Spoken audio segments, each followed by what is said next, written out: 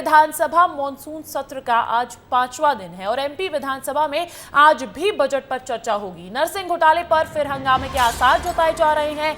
जल जीवन मिशन में गड़बड़ी का मुद्दा भी उठेगा। चौथे दिन अवैध कॉलोनीज का मुद्दा उठाया गया था।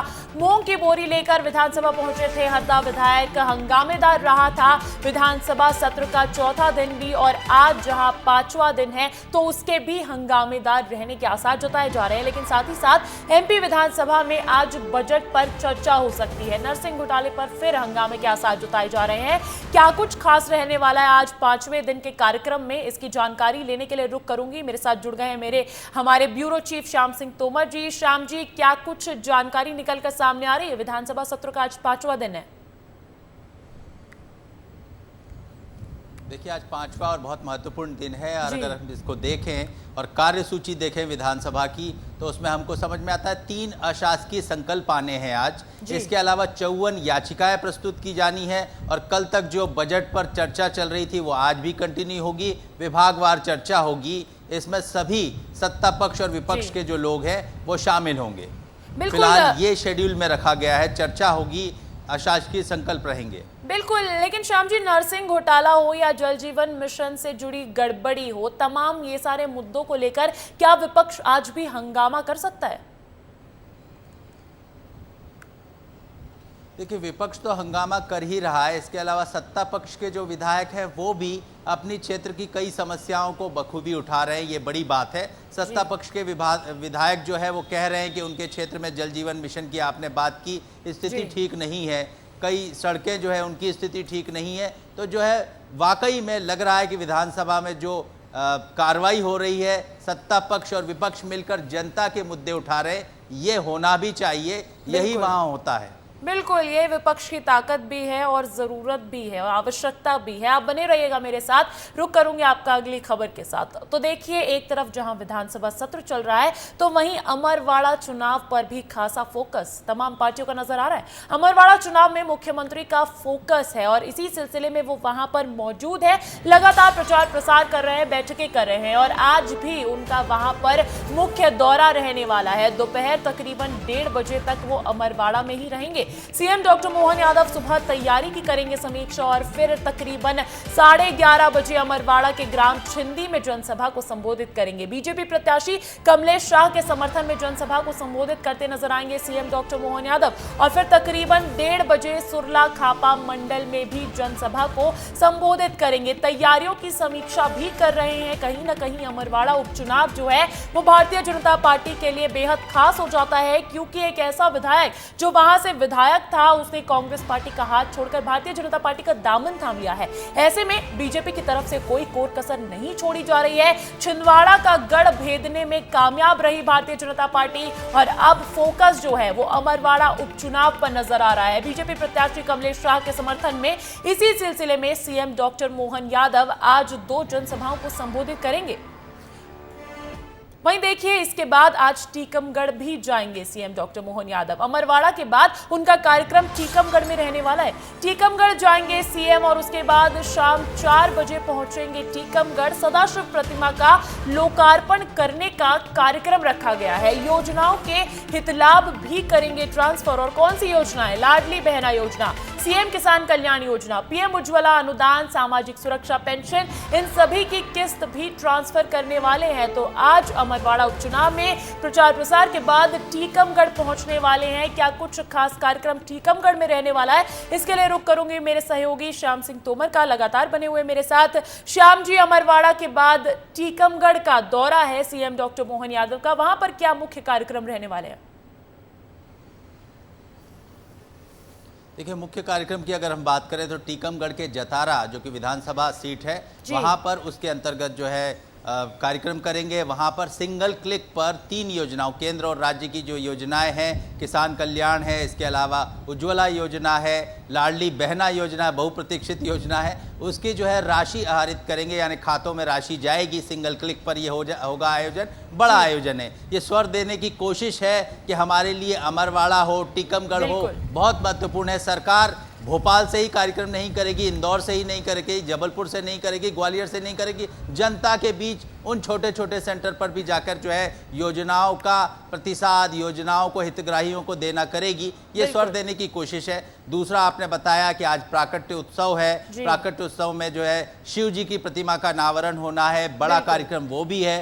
तो ये तमाम शेड्यूल है वहां पर। उसके बाद खजुराहो लौटेंगे और खजुराहो से भोपाल आ जाएंगे। ठीक है, तो ये तमाम खास कार्यक्रम रहने वाले हैं और खास इसीलिए भी हो जाते हैं किस्त जारी करना इन तमाम जन कल्याणकारी योजनाओं पर, क्योंकि ये बजट के बाद पहली बार किया जा रहा है। बहुत बहुत शुक्रिया श्याम जी तमाम जानकारी के लिए। अब बढ़ते हैं अगली खबर की ओर। देखिए, अमरवाड़ा में उपचुनाव है, जैसा कि मैं और मेरे सहयोगी बातचीत कर रहे थे। तो अमरवाड़ा उपचुनाव के लिए अब ज्यादा दिन नहीं बचे हैं और कांग्रेस से बीजेपी ने इस सीट को जीतने के लिए पूरी ताकत लगा दी है। छिंदवाड़ा संसदीय सीट जीतने के बाद बीजेपी के हौसले बड़े हैं, इसलिए मुख्यमंत्री डॉक्टर मोहन यादव आज यहां दिन भर प्रचार करेंगे। उधर कांग्रेस ने भी अपने आदिवासी विधायकों को मैदान में उतारा है और उपचुनाव में अब माहौल क्या है, इस रिपोर्ट से समझिए।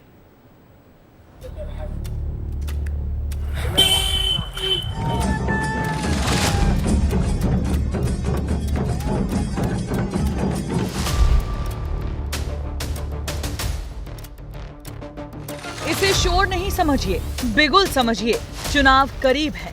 आदिवासियों की गढ़ यानी अमरवाड़ा में विधानसभा उपचुनाव होना है। 10 जुलाई नजदीक है और इससे पहले कांग्रेस और बीजेपी दोनों ही दलों ने अपनी ताकत झोंकनी शुरू कर दी है।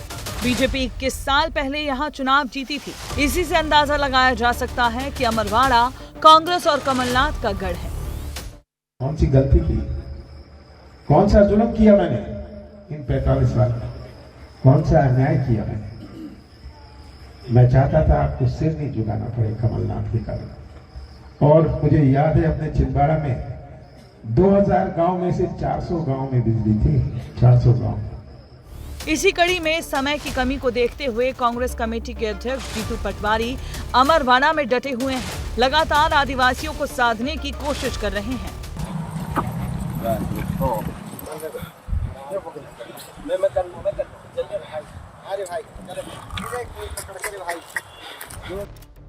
अब बीजेपी ने भी चुनाव को लेकर तैयारियां तेज कर दी हैं। सीएम डॉक्टर मोहन यादव 4 और 5 जुलाई को अमरवाड़ा उपचुनाव प्रचार पर रहेंगे, जहां पर वो प्रत्याशी कमलेश शाह के समर्थन में जनसभा करेंगे। जनता तय कर चुकी है कि वो भाजपा के साथ है। हमारे लोकप्रिय प्रत्याशी श्री कमलेश शाह जी का जिस प्रकार से जनसंपर्क और जनता के बीच में घेरी पेट का एक तरह से हमने उसका परिलक्षण देखा है। अभी हाल ही में हुए लोकसभा चुनाव में बीजेपी उम्मीदवार विवेक बंटी साहू ने कांग्रेस के नकुलनाथ को शिकस्त दी और अमरवाड़ा विधानसभा क्षेत्र में भी कांग्रेस पिछड़ गई। ऐसे में बीजेपी का दावा है कि उसके लिए उपचुनाव में जीत की राह आसान है। देखिए, भारतीय जनता पार्टी हमेशा से किसी प्रकार का चुनाव हो चाहे कोई भी काम हो, उसको बड़ी गंभीरता के साथ लेती है और उस गंभीरता के साथ, जिम्मेवारी के साथ, माननीय प्रदेश के मुखिया हैं तो निश्चित रूप से उनको जिम्मेवारी दी गई है और उसी संदर्भ में वो वहाँ गए हैं जनता से बातचीत करने, रूबरू होने, अपनी बात कहने, उनके लिए वोट मांगने। छिंदवाड़ा जिले के जंगलों में बसा अमरवाड़ा निर्वाचन क्षेत्र कई मायनों में प्रदेश की सभी 230 सीटों से अलग है। यहाँ पर अनुसूचित जनजाति बाहुल्य जनसंख्या ज्यादा है। ये सीट अनुसूचित जनजाति वर्ग के लिए आरक्षित है। इसी के वोटर्स भी सबसे ज्यादा हैं। भारतीय जनता पार्टी लोकतंत्र में चुनाव लड़ती नहीं, चुनाव खरीदती है और लूटती है। हालांकि एक विधायक से ना उनकी सरकार में फर्क पड़ना, ना उनकी सेहत में फर्क पड़ना, लेकिन लोकतंत्र तांत्रिक मूल्यों की अवहेलना करना, लोकतांत्रिक मूल्यों को कुचलना, ये उनकी नियति और तासीर में है और ये स्पष्ट दिख रहा है। चाहे कोई भी चुनाव हो, अमरवाड़ा का हो, लेकिन जनता है, देश की जनता ने बता दिया और अमरवाड़ा की जनता इनको इस चुनाव में बता देगी। ग्रामीण मतदाताओं की संख्या करीब 2,16,000 से ज्यादा है। जनजातीय वोटर्स अमरवाड़ा का भविष्य तय करते हैं और इस बार वो किसका साथ देते हैं, ये देखना दिलचस्प होगा। ब्यूरो रिपोर्ट, विस्तार न्यूज। देखिए आतंक का खंडवा मॉडल और उसमें पुलिस की बड़ी कामयाबी, इसको लेकर सीएम डॉक्टर मोहन यादव का बड़ा बयान निकलकर सामने आया है। सीएम ने मध्य प्रदेश पुलिस को बधाई दी है। खंडवा में इंडियन मुजाहिदीन के आतंकी को पकड़ने पर बोले सीएम, उन्होंने कहा आतंकी देश के लिए खतरा है और एमपी पुलिस हर तरह की चुनौती से निपटने में सक्षम है। पुलिस को बधाई दी है सीएम डॉक्टर मोहन यादव ने। ये मुख्यमंत्री डॉक्टर मोहन यादव का बड़ा बयान निकलकर सामने आया है। सीएम ने मध्य प्रदेश पुलिस को बधाई दी है। खंडवा में इंडियन मुजाहिदीन के आतंकी को पकड़ने पर बोले हैं सीएम। खंडवा पुलिस को, मध्य प्रदेश पुलिस को बधाई देना चाहूँगा। हमारी पुलिस चौकस, चौकन्नी और सतर्क है। यही कारण है कि एक IAS का बड़ा आतंकवादी जिसके माध्यम से बड़ी संभावना थी, हमने चौकन्ने होकर के उसको न केवल अपने कब्जे में लिया बल्कि उसके साथ कई सारे साहित्य, कई सारी चीज़ें हैं। हम इससे जुड़ी भारत सरकार की सभी गुप्त एजेंसियों के संपर्क में भी आ गए हैं। हम उनको भी जानकारी दे रहे हैं कि इसके माध्यम से जो भी बड़े नेटवर्क अंतर्राष्ट्रीय स्तर के, उससे भी जानकारी जुटाई जाए।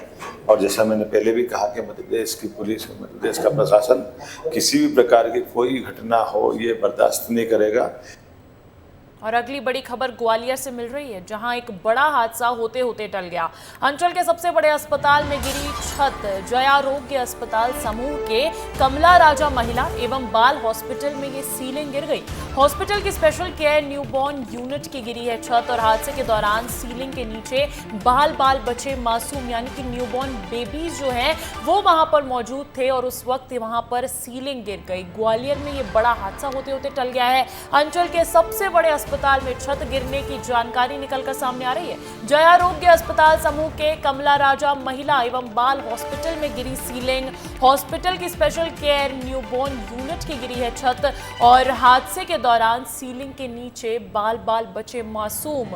और तो ये पूरी जानकारी जो है, बड़ी खबर जो है ग्वालियर से निकलकर सामने आ रही है। ग्वालियर में एक बड़ा हादसा हो सकता था, लेकिन अभी जानकारी ये है कि हादसा टल गया है। हालांकि सीलिंग वहां पर गिरी है बकायदा। अंचल के सबसे बड़े अस्पताल में ये जानकारी निकलकर सामने आ रही है। जयारोग्य अस्पताल समूह के कमला राजा महिला एवं बाल हॉस्पिटल में गिरी है ये सीलिंग। और इस खबर पर अधिक जानकारी के साथ जुड़ गए हैं मेरे सहयोगी अनिल गौर फोन लाइन पर। अनिल, बड़ी लापरवाही के तौर पर देखा जा सकता है इसे, न्यू बॉर्न विंग में ऐसा हादसा हो जाना। अपडेट्स क्या है, क्या किसी के घायल होने की भी खबर है? बिल्कुल, देखिए अंजलि, ये जो नया गेट अस्पताल का 1000 बिस्तर जो अस्पताल बना है उसमें लगातार खामियां नजर आई हैं। इससे पहले भी कई खामियां नजर आई जिसमें जलभराव जैसी स्थिति भी पैदा हुई थी। और अब एक बार फिर अंचल के एक बड़े अस्पताल में जो अस्पताल की फॉल सीलिंग की दीवार गिरी है। जया समूह का ये कमला राजा महिला एवं बाल हॉस्पिटल है। हालांकि ये है कि इसमें बड़ी बात ये रही कि जो हादसे के दौरान सीलिंग के नीचे जो मासूम बच्चे थे वो बच गए और मतलब कोई जनहानि तरह की हानि नहीं, अभी सुरक्षित है। लेकिन बड़ा सवाल ये है कि जिस तरीके से लगातार जो खामियां हैं वो नजर आ, कहीं ना कहीं प्रशासन और सवाल खड़े होते हैं। बिल्कुल, प्रशासन जवाबदेह हो जाता है। और खासकर कि जब आप ये बता रहे हैं कि ये पहली बार नहीं हुई है इस तरीके की लापरवाही, फिर भी राहत भरी खबर ये है कि किसी भी बच्चे के, शिशु की घायल होने की जानकारी नहीं है। बहुत बहुत शुक्रिया अनिल तमाम जानकारी के लिए। और अब अगली बड़ी खबर छतरपुर से है। मौत के पहले युवक ने एक वीडियो बनाया और प्रताड़ना के चलते युवक ने की आत्महत्या। इलाज के दौरान युवक की मौत हो गई। परिजनों ने ससुराल पक्ष पर आरोप लगाए हैं। सिटी कोतवाली थाना क्षेत्र का ये मामला निकलकर सामने आ रहा है। पूरा मामला जो है वो छतरपुर से बताया जा रहा है। मौत के पहले युवक ने बकायदा वीडियो भी बनाया और प्रताड़ना के चलते युवक ने आत्महत्या की है और इलाज के दौरान युवक की मौत हो गई। हालांकि परिजनों का कहना है कि ससुराल पक्ष ने ही उनको प्रताड़ित किया है। तो परिजनों ने ससुराल पक्ष पर आरोप लगाए हैं और ये पूरा मामला सिटी कोतवाली थाना क्षेत्र से निकलकर सामने आ रहा है। छतरपुर से इस वक्त की बड़ी खबर है कि मौत के पहले युवक ने वीडियो बनाया, प्रताड़ना के चलते युवक ने आत्महत्या की है। और इस खबर पर अधिक जानकारी के साथ जुड़ गए हैं मेरे सहयोगी सुबोध त्रिपाठी, फोन कॉल पर जुड़े हैं। सुबोध, पारिवारिक दिक्कतों के चलते इस तरीके का कदम उठाया गया है, क्या है पूरा मामला, क्या समझ में आ रहा है? जी अंजलि, मैं आपको बता दूं, ये छतरपुर के सिटी कोतवाली थाना क्षेत्र का मामला है। ये नरेंद्र सैनी नाम का युवक है जिसने आत्महत्या की है। आत्महत्या के पहले इसने एक वीडियो बनाया, बाकायदा जारी किया और वीडियो में भी साफ स्पष्ट ये कह रहा है कि अपने ससुराल वालों से प्रताड़ित है और साथ ही पुलिस से भी प्रताड़ित है। पुलिस उनको बार बार टॉर्चर कर रही थी, जिसके कारण उसने आत्महत्या का ये कदम उठाया है और इस वीडियो को ज्यादा से ज्यादा शेयर किया जाए, उसको न्याय दिलाया जाए, इस तरीके की बात उसने वीडियो में कही है। और इस रात को ही ये इलाज के दौरान खत्म हो गया है। जहरीला पदार्थ का इसने सेवन किया था दोपहर को और रात को इसकी मृत्यु हो गई और इसके परिवार जनों ने रात को अस्पताल पहुंचकर पुलिस से मांग भी की है कि इसमें कार्रवाई की जाए। हालांकि अभी रात को ही एसपी कोतवाली पहुंचे थे, जहां पर उन्होंने निर्देश भी दिए थे कि इस मामले में कार्रवाई की जाए।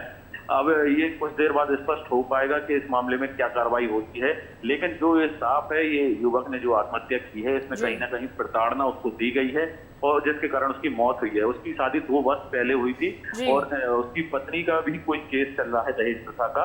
ये पूरे सब पहलुओं पर पुलिस अभी बात आएगी जानकारी। ठीक है, तो प्रताड़ना जो है वो मुख्य तौर पर वजह निकलकर सामने आ रही है इस आत्महत्या की। बहुत बहुत शुक्रिया सुबोध तमाम जानकारी के लिए। और अब अगली बड़ी खबर इंदौर से मिल रही है। नशे में धुत प्रोफेसर ने टक्कर मार दी, कार से 6 लोगों को मारी है टक्कर और हादसे में 1 की मौत हो गई है, वहीं 5 लोग गंभीर रूप से घायल बताए जा रहे हैं। अन्नपूर्णा पुलिस ने प्रोफेसर आशुतोष सत्यपति को हिरासत में ले लिया है और सभी घायलों का इलाज भी जारी है। घटना में गुजरात की रहने वाली सरोज दुबे की मौत हुई है। रिश्तेदार खुशी के साथ पहुंची थी अन्नपूर्णा थाना क्षेत्र का ये पूरा मामला बताया जा रहा है और अब पुलिस मामले की जांच में जुट गई है। इंदौर से ये जानकारी निकलकर सामने आ रही है, जहां नशे में धुत प्रोफेसर ने अपनी कार से 6 लोगों को टक्कर मार दी, जहां हादसे में 1 की मौत हो गई है, वहीं 5 लोग गंभीर रूप से घायल बताए जा रहे हैं। अन्नपूर्णा पुलिस ने प्रोफेसर आशुतोष सत्यपति को हिरासत में ले लिया है और सभी घायलों का इलाज जारी है।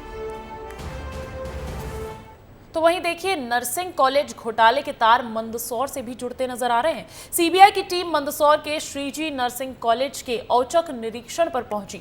सीबीआई की टीम के देर शाम से कॉलेज में मौजूद होने की भी खबर बताई जा रही है और बताया जा रहा है कि सीबीआई की टीम नर्सिंग कॉलेज घोटाले से संबंधित जांच पड़ताल कर रही है।